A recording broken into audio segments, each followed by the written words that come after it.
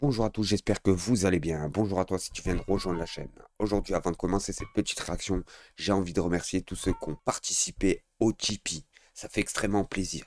Pour l'instant, 6 personnes ont participé à mon Tipeee. J'ai réussi à collecter 72 euros pour l'instant. Ça fait extrêmement plaisir les amis. Sachez que même un petit geste d'1 euro, ça servira à faire évoluer la chaîne les amis. Alors j'ai envie de remercier Gaz, ça fait extrêmement plaisir. Merci à toi Gaz d'avoir soutenu la chaîne et de soutenir la chaîne. J'ai envie de remercier Depinaforte qui a accepté de donner quelque chose dans mon Tipeee, ça fait extrêmement plaisir. Alors j'ai envie de remercier Zine, merci à toi Zine. On remercie Sowat, les amis, on applaudit Sowat aussi d'avoir participé au Tipeee. Sachez que c'est grâce à eux que la chaîne peut continuer à développer 2 vidéos par jour. Que je le répète, avec YouTube, je fais même pas 200 euros par mois. Du coup, c'est très dur. Du coup, avec l'argent que vous me passez sur Tipeee, ça me donne la motivation de continuer à vous faire 2 vidéos par jour, les amis. Alors, on applaudit Franklin Gill, ça fait extrêmement plaisir. Merci à toi, Franklin. Et bien sûr, la dernière, Framboise, ça fait extrêmement plaisir. Je vous demande à tous de commenter et de remercier ces 6 tipeurs. Cette première vidéo, les amis, Karim Zeribi va mettre en PLS CNews sur le conflit israélo-palestinien. Sur ce, les amis, on regarde la vidéo et on fait une petite réaction. Merci à tous. En réalité. Non, mais moi, je vais vous décevoir. Je trouve dramatiquement comique d'entendre Netanyahou prétendre qu'il va libérer le peuple iranien. Enfin, excusez-moi, c'est du foutage de gueule, mais où on va? Je veux dire qu'il faut libérer le peuple israélien de Netanyahou, surtout. Donc, excusez-moi, je veux dire, cette escalade-là, il l'attendait. Il a tout fait pour. Je veux vous dire, il a tout fait pour. Moi, je veux dire, le régime des mollahs, je veux dire, je l'ai en horreur. En horreur, parce qu'effectivement le régime des mollahs, c'est tout sauf la démocratie, la liberté, et pas simplement pour les femmes iraniennes, pour la jeunesse iranienne, donc plus largement pour le peuple iranien. Mais de là à penser que c'est Netanyahou, excusez-moi, je veux dire, Netanyahou aujourd'hui, il a fait commis des massacres à Gaza, il soutient l'occupation en Cisjordanie, donc le Sud-Liban est toujours occupé. Excusez-moi, je veux dire, à un moment donné, si on veut la paix, on ne se comporte pas comme ce criminel. Il a bombardé toute la Palestine, tellement il reste plus une infrastructure debout à Gaza. En Cisjordanie, on a des colons qui continuent à coloniser les habitations des Cisjordaniens avec l'aide de l'armée Tsahal, bien sûr. Au Liban, plus d'1 million de déplacés, plus de 6000 victimes. Ça fait 2 jours que ça a commencé. Ensuite, il veut attaquer l'Iran. Mais où va s'arrêter Benjamin Netanyahou? Mais loin de là, les amis, vous avez vu avec Poutine, je vous le dis, je vous le redis, avec Poutine, on a essayé de le calmer tout de suite, hein. Non, écoutez, je pense que mettre en parallèle, pardonnez-moi juste une seconde, Nelly, mettre en parallèle le Premier ministre israélien, qui est totalement contesté d'ailleurs par 50% de sa population, sinon plus. C'est ce que je dis. Contesté. Il faut libérer les Israéliens. Mais le mettre en parallèle, mais ce qui est tout à fait douteux dans votre raisonnement, c'est la façon de le mettre en parallèle avec un régime théocratique qui assassine sa population. Je dis. Et il fait quoi Benjamin Netanyahou, à votre avis, quand il bombarde avec des missiles d'1 tonne des bâtiments pour avoir un terreau? Il est obligé de tuer plus de 300 personnes autour. C'est quoi ce délire? Quand il piège des talkie-walkie, les amis, des talkie-walkie, plus de 3000 dans tout le pays.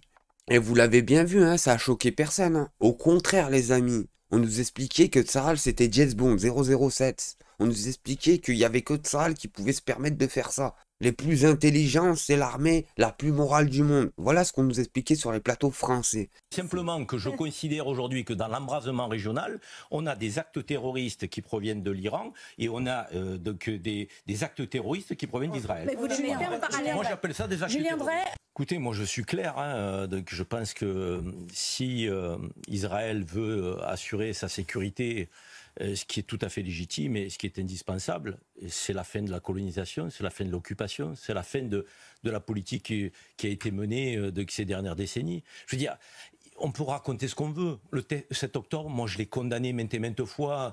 Il y avait presque des injonctions à le faire répéter sur les plateaux télé. Est-ce que vous condamnez le 7 octobre? Mais c'est pas discutable, évidemment qu'on condamne le 7 octobre. Mais est-ce que la vie au Proche-Orient a démarré le 7 octobre? Est-ce que le Hamas est né avec la naissance du peuple palestinien? Est-ce que le Hezbollah est né avec la naissance du peuple libanais? Tout ça est né de l'occupation. 82, donc le Hezbollah se crée parce qu'il y a l'occupation dans le Sud-Liban. D'ailleurs, il y a encore une occupation dans le Sud-Liban. Les fermes de Sheba, des villages occupés. Donc la Cisjordanie aujourd'hui... Mais bien sûr, les amis, à votre avis, les résistants français faisaient quoi quand les Allemands nous colonisaient? Parce que c'était la même chose, hein, je vous le dis. J'ai pas peur de le dire, comparé à d'autres. Vous voyez, les Allemands faisaient la même chose. Ils venaient, ils colonisaient, ils prenaient les appartements et les lieux des Français. Du coup, heureusement qu'on avait des résistants pour faire dérailler les trains. Parce que n'oubliez pas, c'est pas les Américains qui sont venus nous aider en premier, c'est les Russes. Et vous avez vu les amis, le Liban demande de l'aide à l'Algérie. Pour tous ceux qui croyaient que l'armée de terre algérienne ne valait pas une canette, regardez ça.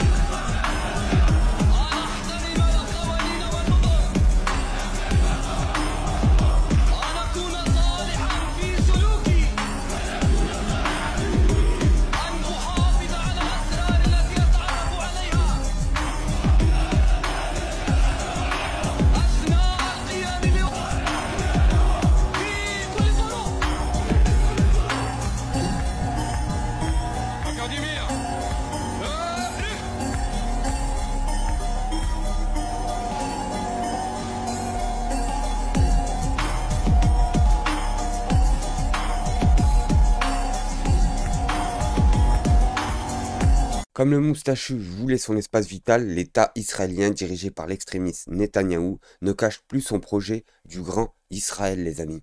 Nous comprenons mieux le massacre systématique des populations civiles palestiniennes et libanaises. Regardez ça, vous allez être choqués, les amis. Le projet Grand Israël, c'est un projet de colonisation hors du commun, où les frontières d'Israël s'étendront au Liban, en Syrie, en Égypte, en Irak et en Arabie Saoudite. Voilà. Alors, premièrement, alors là, on voit quoi, les amis? Ça, c'est ce que je vous disais auparavant, et ça fait bien longtemps que je vous en parle. Le projet d'Israël est tout simple. Faire le grand Israël. Ne plus être dépendant des Occidentaux, via l'Amérique, surtout.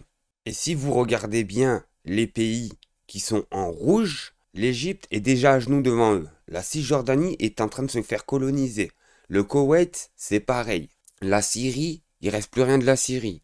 Le Liban, ils sont en train de le prendre. Et le projet, il est simple. Faire le grand État d'Israël. Saoudite. Et il prévoit même de prendre le contrôle de la Mecque et Médine. Alors partage cette vidéo à tes amis pour qu'ils soient au courant. Cette image a été largement partagée sur les réseaux. Et là, on voit quoi, les amis? Là, c'est une tenue militaire israélienne. Et on regarde le drapeau. C'est effectivement ce qu'on vient de voir, les amis. L'Égypte, la Syrie, le Koweït, etc., etc. Ils se sont permis, déjà, ça fait bien longtemps, de mettre des étiquettes avec des pays déjà conquis. Vous voyez ce que je veux dire, les amis? C'est comme si nous, on n'avait pas le drapeau français, mais le drapeau de toute l'Europe.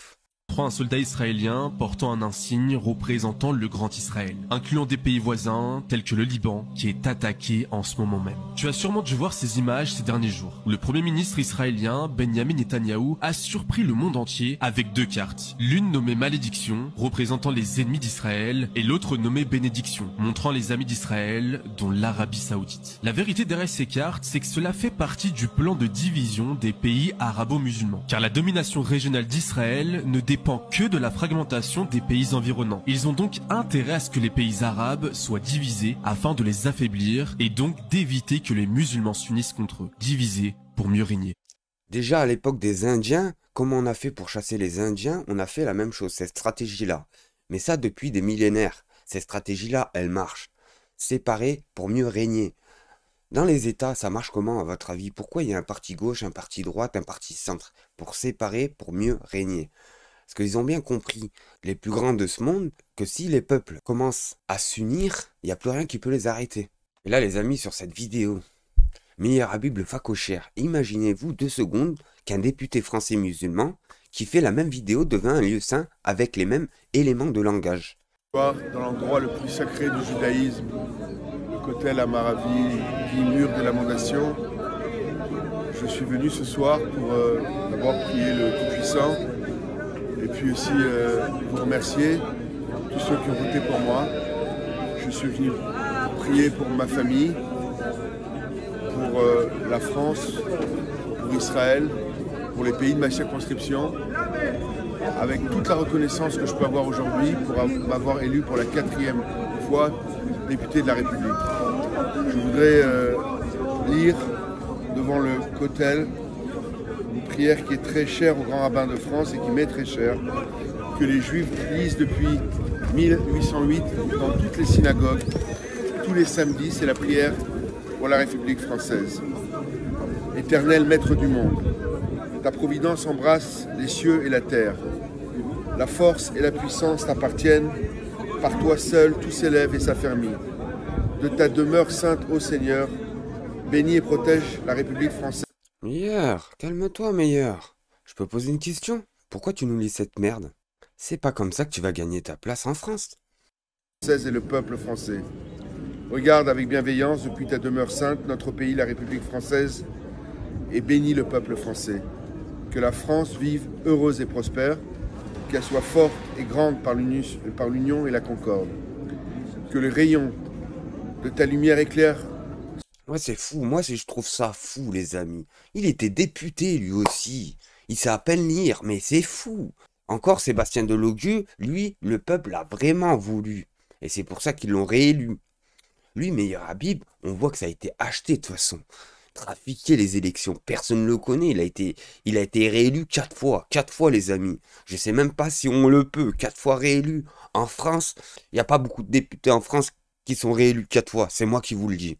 Au lieu de nous parler de la France, des Français qui meurent de faim, d'essayer de nous faire croire et de nous faire penser qu'il va changer les choses pour les personnes qui galèrent dans ce pays, pour les personnes qui travaillent et que le 15, ils n'arrivent pas à remplir le frigo, pour les personnes qui ont des difficultés à trouver du travail, pour les personnes qui ont du mal à payer leur loyer. Non, je vous arrête tout de suite. Lui, il prend son vieux chiffon, son vieux grimoire, et il vient nous présenter sa merde en direct. On s'en fout, on s'en fout. Je suis désolé. Et ça, je pense qu'on est des millions de personnes à s'en foutre, tout simplement. Ceux qui président aux destinées de l'État et font régner l'ordre et la justice.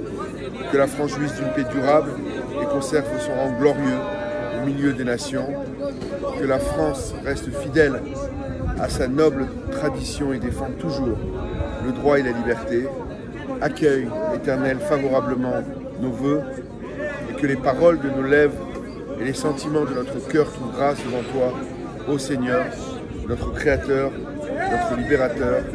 Amen. Moi, j'aimerais bien savoir si c'est écrit en hébreu déjà pour commencer ou en français.